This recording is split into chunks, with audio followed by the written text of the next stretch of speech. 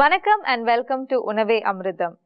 நம்ம நிகழ்ச்சியில இந்த வாரம் முழுக்க மெடிசினல் பெனிஃபிட்ஸ் நிறைஞ்ச கொழுக்கட்டைகளை தான் பார்த்துட்டு வரோம். அந்த விதத்துல இன்னைக்கும் ரொம்பவே ஒரு சூப்பரான கொழுக்கட்டையை தான் நம்ம பார்க்க போறோம். அது என்னன்னு டாக்டர் கிட்டே கேட்டு தெரிஞ்சுக்கலாம் வாங்க. வணக்கம் டாக்டர். வணக்கம். ஸோ டாக்டர், இன்னைக்கு நம்ம என்ன கொழுக்கட்டை செய்ய போறோம் அண்ட் அதோட பெனிஃபிட்ஸ் என்னென்னு கொஞ்சம் சொல்லுங்க. இப்போ நம்ம சத்து மாவு கஞ்சி, சத்து மாவுல தோசை இதெல்லாம் செஞ்சு பார்த்துருப்போம் இல்லையா? அதே மாதிரி சத்து மாவு கொழுக்கட்டைன்னு இன்னைக்கு செஞ்சுக்காங்க. ஓகே. அதுல ரொம்ப முக்கியமான மூணு பொருள் தான் அடிப்படை பொருட்கள். ஒன்று சிகப்பரிசி, கேழ்வரகு, கம்பு. ஓகே. இப்போ இந்த சிகப்பரிசி நன்மைகள் நம்ம நிறைய பார்த்துட்டோம். ஏன்னா அரிசி வச்சு நம்ம கொழுக்கட்டை பண்ணிட்டோம். கம்பும் பார்த்துட்டோம். கேழ்வரகு தான் நம்ம இதுல இந்த கொழுக்கட்டை இதுல புதுசா நம்ம செய்யக்கூடியது, இன்னைக்கு செய்யக்கூடியது அதுதான். சிகப்பரிசியில பாத்தீங்கன்னா அந்த ஆந்தோசைனின்லாம் சொல்லுவாங்க, சில வேதிப்பொருட்கள் அதுல சேர்க்கறதுனால உடம்புக்கு பல நன்மைகள் இருக்குது அப்படிங்கறத பார்க்கலாம். சத்து மாவுல கேழ்வரகு இல்லாத சத்து மாவே இருக்காது. கண்டிப்பா இருக்காது. சத்து அப்படின்னு எடுத்துட்டாலே உடம்புடைய உறுதி, மன உறுதி, இது எல்லாமே இது அடங்கும். அதனால இந்த கேழ்வரகு அப்படிங்கிறது இதுல சிறப்பு. இது கூடுதலா இதுல பனை வெல்லம், தேங்காய் சேர்த்து நம்ம கொழுக்கட்டை மாதிரி பிடிச்சி வேக வச்சு கொடுத்துருக்கோம். சின்ன பிள்ளைங்க விரும்பி சாப்பிடும். ரொம்ப கண்டிப்பா இனிப்பா இருக்கும். தேங்காயை பார்ப்போம். தேங்காய் நம்ம கூடுதலா நம்ம சுவை சேர்க்கறதுக்காக என்ன பண்ணணும்னா, சின்ன சின்ன துண்டா பல்லா தேங்காயை வெட்டி நெய்யில வறுத்து இதோட போட்டு பிசைஞ்சு கொழுக்கட்டை மாதிரி பிடிச்சோம்னா அதை கடிக்கும் போது ரொம்ப ஒரு கூடுதல் சுவை கிடைக்கும். குழந்தைங்களுக்கு இன்ட்ரெஸ்டிங்கா சாப்பிடுவாங்க. ஓகே. ஏன்னா இந்த காலத்துல எல்லாமே நொறுக்கு தீனிகள் அப்படிங்கிறது எல்லாமே ஒரு கொஞ்சம் கண்டிப்பா ஜாஸ்தியா இருக்கு. அதுல உள்ள கேடுகள் எல்லாம் குழந்தைகள் சாப்பிட்டுட்டு என்னென்னவோ பிரச்சனைகளை வாங்கிட்டு வருதுங்க. ஒபிசிட்டியில இருந்து, அதுக்கப்புறம் வயிற்றுல ஏற்படக்கூடிய கோளாறுகள்ல இருந்து, இந்த வேதிப்பொருட்கள் உடம்புக்குள்ள போனதுனால சின்ன பிள்ளைங்கள்லயே டயபெட்டிஸ் வர்றது, அல்லது ரத்த அழுத்தம் கூடுதலா இருக்கிறது, கல்லீரல் பாதிப்பு இருக்கிறது, இந்த மாதிரியான பிரச்சனைகளோட நிறைய குழந்தைகள் நம்ம கிளினிக் வராங்க. அவங்க எல்லாம் வராம தடுக்கிறதுக்கு அவங்க ஒரு சுவைப்பட நம்ம செய்யணும். பெரும்பாலான தாய்மார்கள் இந்த காலத்துல என்ன பிரச்சனை அப்படின்னாச்சுன்னா, சுவையா எப்படி செய்யறதுங்கிற ஒரு கலையை அவங்க கத்துக்கிறாம இருக்கிறாங்க. அதனாலதான் இந்த பிள்ளைங்க எல்லாம் போய் கடையில வாங்கி சாப்பிடுது. அந்த சுவைப்பட ஒரு தானியத்தையோ அல்லது ஒரு நொறுக்கு தீனியோ செய்ய பழகிக்கிறது இந்த காலத்துல ரொம்ப முக்கியமானது. ஏன்னா குழந்தைங்களோட எதிர்காலம் ரொம்ப முக்கியம். ஏன்னா ஒரு 10 வருஷத்துல எல்லாம் என்னென்னையோ வியாதிகள் வர்றதுக்கு வாய்ப்பு காத்திருக்குது. அதெல்லாம் வராம தடுக்கிறதுக்கு இன்னைக்கு நாம கொடுக்கக்கூடிய உணவு அவங்களுக்கு ரொம்ப உதவியா இருக்கும். அதுல ரொம்ப முக்கியமானது தான் இன்னைக்கு நம்ம செய்து கொள்ளக்கூடிய சத்து மாவு கொழுக்கட்டை. Okay doctor. இந்த சத்து மாவு கொழுக்கட்டை அப்படிங்கறத நம்ம வாரத்துல ஒரு நாள் குழந்தைங்களுக்கு கொடுத்தோம்னா அவங்களுக்கு எதிர்பார்த்தல் நல்லா கூடும். சின்ன சின்ன பிரச்சனைகள்ல இருந்து வராம தடுக்கும். பிற்காலத்துல ஒருவேளை ஏதாவது ஒரு பரம்பரை விதியா வரக்கூடிய வியாதிகள் வர இருந்துச்சுன்னா அதை தடுக்கக்கூடிய ஆற்றல் இந்த கொழுக்கட்டைக்கு உண்டு. டாக்டர், இந்த கொழுக்கட்டை சாப்பிட்றதுனால சின்ன குழந்தைங்களுக்கு என்னென்ன பெனிஃபிட்ஸ் அப்படின்னு சொல்லிட்டு வரீங்க, பட் பெரியவங்களுக்கு என்ன மாதிரியான ஒரு பெனிஃபிட் இதுல இருக்கும்? பொதுவா இதுல உடல் ஊட்டம் அப்படிங்கிறது பிள்ளைங்கள்ல இருந்து பெரியவங்க வரைக்கும் எல்லாத்துக்கும் பொருந்தும் தான். ஆனா இந்த மாதிரியான கொழுக்கட்டை சாப்பிட்றதுனால பெரியவங்களுக்கு வியாதிகள் வராம தடுக்கிறது அப்படிங்கிறது ஒரு பக்கம் இருந்தாலும் சரி, நம்ம இப்போ இருக்கக்கூடிய அந்த பிரச்சனைகள்லாம் இருக்கிறவங்களும் அது சாப்பிடலாம். ரத்த அழுத்தம் இருக்கிறவங்க, இதயம் பாதிப்பு இருக்கிறவங்க, அதே மாதிரி சரியா செரிமானம் ஆகாது இருக்கிறவங்க, அது மாதிரி இந்த குடல்ல மலச்சிக்கல் இருக்கிறவங்க, இவங்கெல்லாம் இதை சாப்பிட்டாச்சுன்னா அந்த பிரச்சனையில இருந்து விடுபடலாம். இது வாரத்துல ஒரு நாள் வீட்டுல எல்லாருமே சாப்பிடணும் அப்படிங்கிறது தான் நம்முடைய வேண்டுகோள். பிரச்சனை இருக்கிறவங்க மாத்திரம் இல்லாம நோய் வராம தடுக்கிறவங்களுக்கும் இது உதவியா இருக்கும். Okay doctor. ஸோ இந்த கொழுக்கட்டையோட பெனிஃபிட்ஸ் எல்லாம் நீங்க சொல்லிட்டீங்க. அடுத்தது இது எப்படி செய்யறதுன்னு பார்த்துடலாம். ஸோ நேயர்களே, டாக்டர் சொன்ன இந்த சத்து மாவு கொழுக்கட்டையை எப்படி செய்யலான்னு பார்க்கலாம் வாங்க.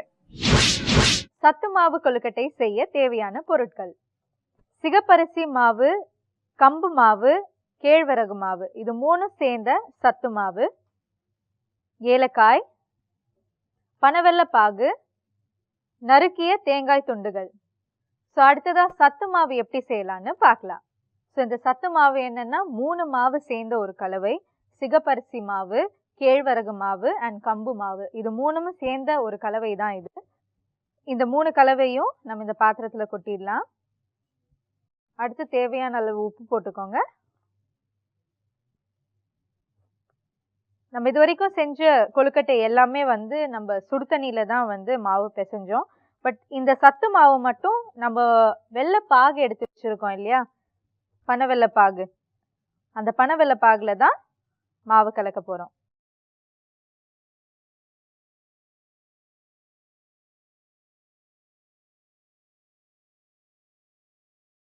ஸோ இந்த மிக்ஸ் பண்ண மாவில் ஓரளவுக்கு மிக்ஸ் பண்ண மாவில் இந்த நொறுக்கிய தேங்காய் துண்டுகள் போட்டுருங்க. கொஞ்சம் ஏலக்காயை சேர்த்துப்போம். இடிச்ச ஏலக்காயை வாசனைக்காக போடலாம்.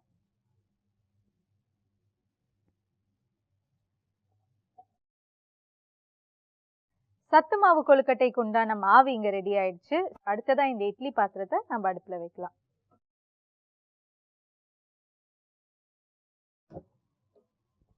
இட்லி பாத்திரம் நம்ம அடுப்புல வச்சுட்டோம். அடுத்ததா தேவையான அளவு தண்ணி ஊத்திக்கோங்க.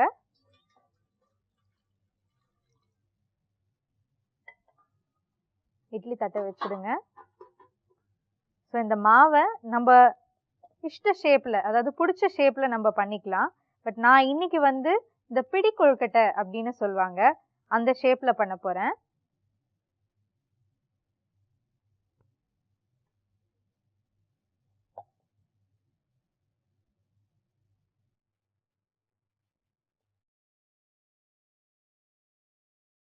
ஸோ இந்த கொழுக்கட்டை எல்லாமே வந்து நம்ம பிடிச்சு இட்லி தட்டில் வச்சாச்சு.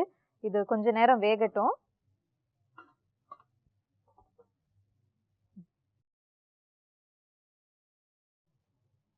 ஓகே நேயர்களே, நம்ம சத்து மாவு கொழுக்கட்டை ரெடி ஆயிடுச்சு. அந்த வாசம் சூப்பரா வருது. ஸோ இப்போ ஸ்டவ் ஆஃப் பண்ணிடலாம். வாவ், ரொம்ப அழகா வந்திருக்கு.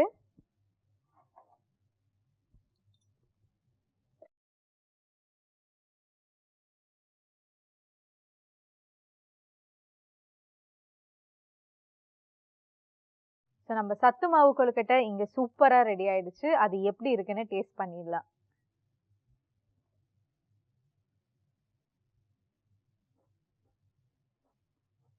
ரொம்ப அருமையா இருக்குங்க. ஏன்னா இதுல ஸ்பெஷாலிட்டியே வந்து என்னன்னு பாத்தீங்கன்னா, அந்த சின்ன சின்ன தேங்காய் துண்டுகள் நம்ம போட்டிருக்கோம் இல்லையா, அதுவும் இந்த வெள்ளை பாகும் இந்த சத்து மாவோட சேர்ந்து அந்த டேஸ்ட் பிளெண்ட் ஆகி அப்படியே வாயில ரொம்ப சுவையா இருக்குங்க. ஸோ கண்டிப்பா இந்த கொழுக்கட்டைகள் எல்லாமே வந்து உங்க வீட்ல எல்லாரும் விரும்பி சாப்பிடுவாங்க. ஸோ கண்டிப்பா வீட்ல ட்ரை பண்ணுங்க. ஓகே நேயர்களே, சத்து மாவு கொழுக்கட்டை வந்து ரொம்ப சூப்பராகவே வந்தது. அண்ட் அதை நான் டேஸ்ட் பண்ணேன், ரொம்பவே சூப்பராக இருக்குது. நீங்களும் ட்ரை பண்ணுங்க. அண்ட் நேயர்கள் வந்து நம்மளுக்கு வந்து கடிதங்கள் எழுதியிருக்காங்க. அதுலேருந்து 2 கேள்விகள் நாங்கள் எடுத்திருக்கோம். ஸோ டாக்டர் கிட்டே கேட்கலாம். ஸோ டாக்டர், நம்ம நேயர்கள் வந்து நிறைய கேள்விகள் வந்து டெய்லி அனுப்பிட்டு இருக்காங்க. அதுலேருந்து 2 கேள்விகள் நாங்கள் எடுத்திருக்கோம். ஸோ முதல் கேள்வி வந்து நம்ம விக்னேஷ் அவர்கள் வந்து திருநெல்வேலியிலேருந்து அனுப்பியிருக்காங்க. அவருக்கு வந்து ரொம்ப ஞாபக மறதி. இப்போ ஒரு 5 மினிட்ஸ் முன்னாடி வந்து ஏதாச்சும் ஒரு விஷயத்த வந்து அவர் யோசிச்சு வச்சாருன்னா, ஒரு 5 மினிட்ஸ்க்கு அப்புறம் வந்து அவர் என்ன யோசிச்சாரு, என்னமோ திங்க் பண்ணேனே அப்படின்ற ஒரு லெவலுக்கு தள்ளப்படுறார் அப்படின்ற ஒரு வருத்தத்தோடு அவர் எழுதியிருக்காரு. ஸோ இந்த ஞாபக மறதி வந்து எதனால வருது, அண்ட் இதுக்குண்டான தீர்வு என்னன்னு கொஞ்சம் சொல்லுங்க. பொதுவாக ஞாபக மறதி வர்றதுக்கான அடிப்படை இன்றைய காலகட்டத்தில் மனப்பதற்றம். அந்த பதற்றத்தோடய எப்போதும் வேலை பார்த்துட்டு இருக்கிறது. ஒரு சமயத்தில் 2-3 விஷயங்களை யோசிச்சுட்டு செய்கிறது. ஒரு வேலையை ஒரு நேரத்தில் தெளிவாக செய்து பழகிக்கணும். இந்த வேலையை ஆரம்பித்தோம் அப்படின்னாச்சுன்னா இந்த வேலையில் மாத்திரம் முழுமையாக கவனம் செலுத்தி அந்த வேலையை முடிக்கிற வரைக்கும், அல்லது அதை தற்காலிகமாக நிறுத்துகிற வரைக்கும் அதில் மாத்திரமே நம்மளுடைய கவனம் இருக்கணும். அது இல்லாமல் ஒரு வேலையை செஞ்சுட்டு இருக்கும்போது இன்னொரு ஃபோன் அட்டன் பண்ணிக்கிறது, அப்புறம் கம்ப்யூட்டரில் மெயில் அனுப்பிக்கிறது, அல்லது இன்னொரு புத்தகத்தில் ஏதாவது ஒரு தகவலை தெரிஞ்சுக்கிறது, இந்த மாதிரி 4-5 விஷயங்களை நம்ம செய்யும்போது ஒவ்வொன்றுக்கும் பயிற்சி வேணும். இதை எந்த இடத்துல நிறுத்தணுங்கிறத நம்ம நினைவுபடுத்திட்டு அதுக்கப்புறம் புத்தகத்துக்குள்ளே போகணும். புத்தகத்தில் எந்த பக்கத்தில் படித்தோம் அப்படிங்கிறத நினைவில் வச்சுக்கிட்டு அதுக்கப்புறம் அந்த கணினிக்குள்ளே போகணும். அதுக்கப்புறம் அந்த கணினி வைக்கும்போதே திடீர்னு ஃபோன் வரும். ஃபோன் வரும்போது பார்த்திங்கன்னா அந்த ஃபோனை எடுக்கிறதுக்கு முன்னாடி எந்த இடத்துல இருக்கிறோங்கிறத தெளிவாக அந்த இடத்துல ஃபிக்ஸ் பண்ணி வச்சுட்டு ஃபோனை அட்டன் பண்ணிவிட்டு ஃபோனை வச்சுட்டு மற்ற விஷயங்களை நம்ம நினச்சோம் அப்படின்னா முறையான பயிற்சியின் மூலமாக 3-4 வேலைகள் தாராளமாக செய்ய முடியும். அதுக்கப்புறம் பார்த்திங்கன்னா முழுமையாக ஒரு வேலையை செஞ்சாலும் கூட அதில் ஒரு தெளிவில்லாமல் ஒரு செய்த மாதிரியான ஒரு எண்ணம் இருக்கும். அந்த வேலையை கரெக்டாக தான் செஞ்சுருப்பார் அவர், ஆனால் அதில் தெளிவில்லாமல் இருக்கும். இது மாதிரியான ஒரு நிலையெல்லாம் வர்றதுக்கு இந்த பதற்றத்தோடு 4-5 வேலையை செய்கிறதுக்கு ஒரு காரணமாக இருக்குது இந்த காலத்தில். அண்ட் இந்த ஞாபக மறதிக்கு வந்து வெண்டைக்காய் சாப்பிட்டா வந்து ரொம்ப நல்லதுன்னு சொல்லுவாங்க டாக்டர். அது எந்த அளவுக்கு உண்மை? உண்மைதான். அதாவது வெண்டைக்காய் மட்டும் இல்லாமல் எல்லா விதமான பச்சை காய்கறிலையும் இருக்கக்கூடிய ஒரு ஊட்டச்சத்துக்கள் எல்லாமே நினைவாற்றல கூட்டக்கூடியதாக இருக்குது. குறிப்பாக வெண்டைக்காயில் இருக்கக்கூடிய சத்துக்கள் அத்தனையுமே மூளை செல்களுக்கு நேரடி ஒரு உணவாக அமையுது. ஸோ அடுத்ததா வந்து ரவிச்சந்திரன் அவர்கள் மதுரையில இருந்து எழுதியிருக்காங்க டாக்டர். அவர் வந்து வயது 60ன்னு சொல்றாங்க. அவர் ஒரு பிபி பேஷண்ட் சொல்றாங்க. அவங்களுக்கு வந்து இந்த தோள்பட்டையில், அதாவது இந்த ஷோல்டர் கிட்ட வந்து அவருக்கு ஒரு பெயின் இருக்கா. அந்த பெயின் வந்து நார்மலா ரொம்ப கம்மியா இருக்கும். பட் என்னைக்காவது ஒரு நாள் வந்து கொஞ்சம் ஹெவியா சாப்பிட்டாங்கன்னா அந்த பெயின் வந்து ரொம்ப ஜாஸ்தி ஆயிடுது. இப்படி கை தூக்கி எந்த பொருளும் எடுக்க முடியல அப்படின்னு சொல்றாங்க. ஸோ இதுக்கு உண்டான ஒரு தீர்வு சொல்லுங்க டாக்டர். இப்போ இவர் சொல்ற அந்த வலி அப்படிங்கிறத பொறுத்த வரைக்கும் உணவு மூலமா மட்டும்தான் வரும். என்னன்னா நம்ம சாப்பிடக்கூடிய சாப்பாடு எது அப்படிங்கிறது தேர்ந்தெடுத்து சாப்பிடணும். குறிப்பா அந்த 60 வயசுலலாம் இருக்கும்போது அவர் சாப்பாட்டு விஷயத்துல ரொம்ப கவனம் செலுத்தணும். கிழங்கு பொருட்கள், அதுக்கப்புறம் வாழைக்காய், அதுக்கப்புறம் பக்குவப்படுத்தாத சில உணவுகள், இது எல்லாமே உடம்புல வாயுவை கூட்டிடும். இது இந்த வாயு அப்படிங்கிறது வந்து பொறுத்த வரைக்கும் உடம்புல உள்ள காற்று ஆற்றல்னு சொல்லுவாங்க. இந்த காற்று ஆற்றல் தன்னுடைய அளவை விட கூடுதலாயிருச்சு அப்படின்னாச்சுன்னா தசை பிடிப்பு, நீங்க சொல்லக்கூடிய அந்த தோல்ல ஏற்படக்கூடிய வலி, எந்த இடத்துல வலியெல்லாம் இருக்குதோ அந்த வலிகள்லாம் கூடுறதுக்கு நம்ம சாப்பாட்டு பொருட்கள் இருக்கக்கூடிய வாயுவை கூட்டக்கூடிய பொருட்களே காரணமா இருக்கும். ரொம்ப முன்னாடி முட்டில் ஏதாவது அடிபட்டு இருந்தது அப்படின்னாச்சுன்னா அந்த அடி வலி வந்து முழுமையாக நீங்கி இருக்கும். ஆனால் அந்த சாப்பிடக்கூடிய கிழங்கு வந்து பழைய வலியை உண்டாக்கிடும். அவங்களுக்கே தெரியாது இந்த முட்டில் அடிபட்டிருக்கா, அல்லது இடுப்பில் வந்து பிடிச்சிருக்கா. அந்த படி ஏறும்போது துள்ளி குதிக்கும் போது கால் பிசைக்கு இருக்கும்போது இடுப்பில் பிடிப்பு ஏற்பட்டிருக்கும். அப்போ அந்த பிடிப்பில் உள்ள வலி, பழைய வலிகள் எல்லாம் மேலே வர்றதுக்கு வாயுவை கூட்டக்கூடிய உணவுகளே காரணமாக இருக்கும். ஸோ டாக்டர், இன்னைக்கு நீங்க கொடுத்த இந்த டிப்னால வந்து நம்ம நேயர்கள் கண்டிப்பா பயனடைஞ்சிருப்பாங்க. Thank you so much doctor. நன்றி. ஸோ நேயர்களே, இன்னைக்கு நம்ம நிகழ்ச்சியில சத்து மாவு கொழுக்கட்டையை பத்தி பார்த்தோம். அண்ட் அதோட பெனிஃபிட்ஸ் எல்லாமே பார்த்தோம்.